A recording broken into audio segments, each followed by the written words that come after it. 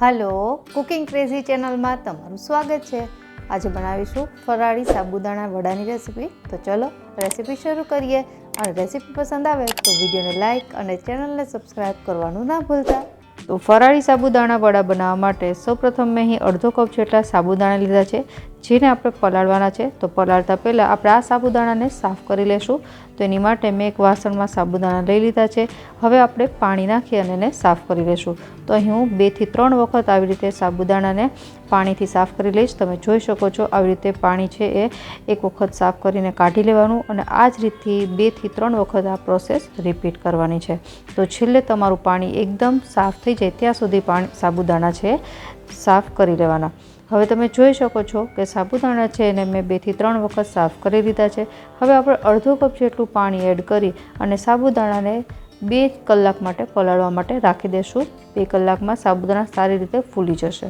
तो 2 કલાક पछी चेक करीए तो तमे जोई शको छो साबुदाणा पोतानी साइज करता 2 થી 3 गणा फूली गया छे अने एकदम सॉफ्ट बनी गया छे। हवे आपणे आपणे साबुदाणामां जे वधारानुं पाणी छे काढवा माटे अहीं एक मैं गळणी लीधी छे, जेमां आपणे आ साबुदाणा राखी देशुं, जेनाथी वधारानुं पाणी छे ए નીતરી જાય। साबुदाणा वड़ा बनावो त्यारे साबुदाणा एकदम ड्राय होवा जोईए, एटला माटे आ प्रोसेस करवी खूब ज जरूरी छे। तो बस आपणे 10 થી 15 मिनिट आवी रीते राखी देशुं, जेनाथी वधारानुं पाणी छे નીતરી जाय। तो 10 થી 15 मिनिट थई गई छे। तमे जोई शको छो जे थोडुं घणुं पण पाणी बच्युं हतुं ए पण નીતરી गयुं छे। हवे आपणे आने एक बोलमां काढी लेशुं।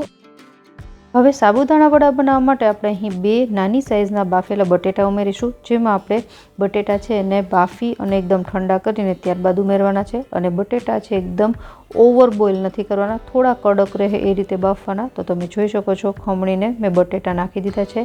त्यारबाद हवे नाखीशुं 1/4 कप जेटलो सींगनो भूको। आ सींगनो भूको छे अधकचरो छे, एकदम फाइन पाउडर नहीं बनावવાનો। अने हवे नाखवानो छे 2 तीखी मरची झीणी समारेली। त्यारबाद 1/4 कप जेटली झीणी समारेली कोथमीर।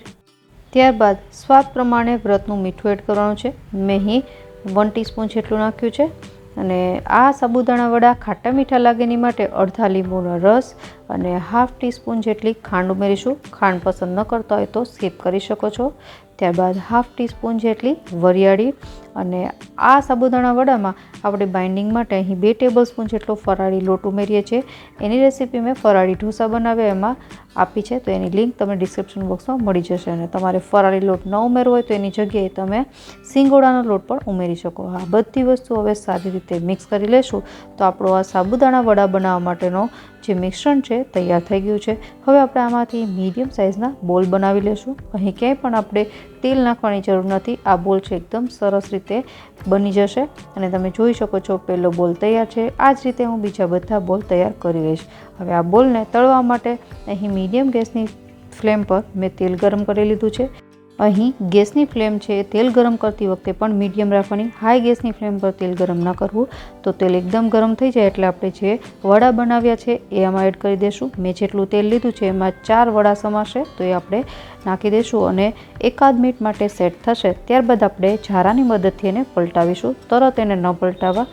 તો હળવે હાથે આપણે ઝારાની મદદથી સાબુદાણા વડા છે એને પલટાવતા જવાના અને બહારની સાઈડ એકદમ લાઇટ ગોલ્ડન બ્રાઉન થાય ત્યાં સુધી તળી લેવાના છે।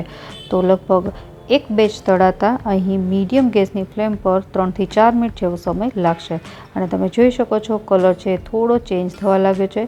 વડા જ્યારે તમે તેલમાં નાખશો ત્યારે એકાબીજા સાથે ચીપકી જશે, પણ જેમ જેમ એ તળાશે એમ એમ પોતાની રીતે છૂટા થવા લાગશે। તો તમે જોઈ શકો છો એક વડું છે છૂટું થવા લાગ્યું છે, એવી જ રીતે બીજા બધા વડા પણ છૂટા થઈ જશે।